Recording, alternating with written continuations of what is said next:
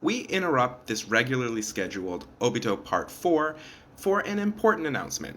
The Mastermind is here. Yes, Naruto is infamous for its ending, which, among many other things, repeatedly moved the goalpost as to who the final boss actually is for our heroes. At first it seems like it'll be Pain. He's the leader of the Akatsuki, destroyed the village, and killed countless people. But no, Nagato's chain was being pulled by another. That other was Madara Uchiha, who we later learn was Obito Uchiha, who was working for the real Madara Uchiha, who is resurrected and takes steps to activate his Eye of the Moon plan, which would trap everyone in the entire world in an endless genjutsu. But was that truly Madara's plan? No! Right at his moment of triumph, Madara Uchiha is put down like an elderly dog by Zetsu. Just who is this strange inhuman being? He's seen throughout all of Shippuden in the background. Kinda freaky but seemingly inconsequential. Turns out that Zetsu, specifically Black Zetsu, but we'll get to that in a moment, was the one that planted the seed that became Madara's plan for world domination, Obito's plan for revenge,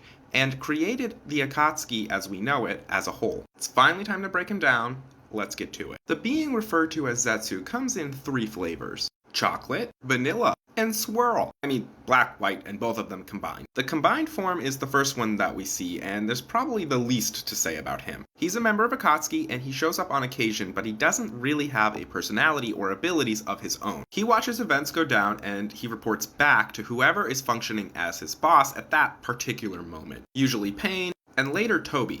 Obito. Even fused together, the black and white sides seem to be independent and are often seen speaking to each other. Zetsu was also treated as a sort of garbage disposal, eating corpses Akatsuki leaves behind. He has this big Venus flytrap contraption over his head, but instead of serving any kind of purpose, it just seems kind of part of his bodies. The real interest lies in who these two sides of the coin really are, because despite first impressions, they really are very different. Also, tell me that doesn't look like marshmallow.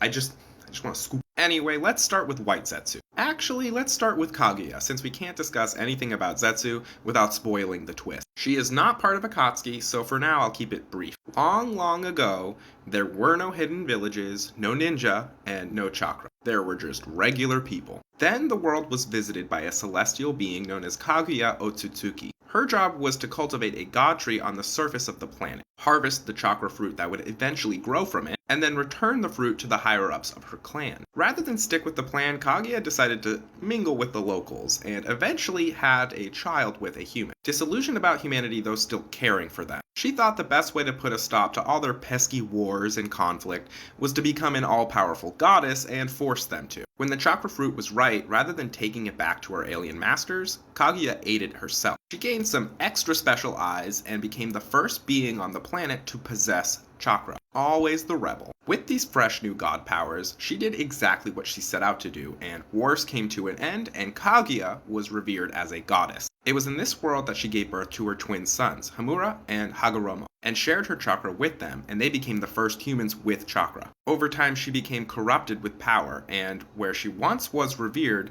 she was now simply feared. And she came to desire that all chakra was returned to her and grew paranoid that her selfish actions would catch up with her. She placed much of the world's population into the infinite Tsukuyomi, which is a genjutsu that traps everyone in an illusion of their greatest wish come true, while Kaguya hooks up their motionless husks to the world tree. Over time, these humans became the White Zetsus. Next, I'll cover individually Black and White Zetsu.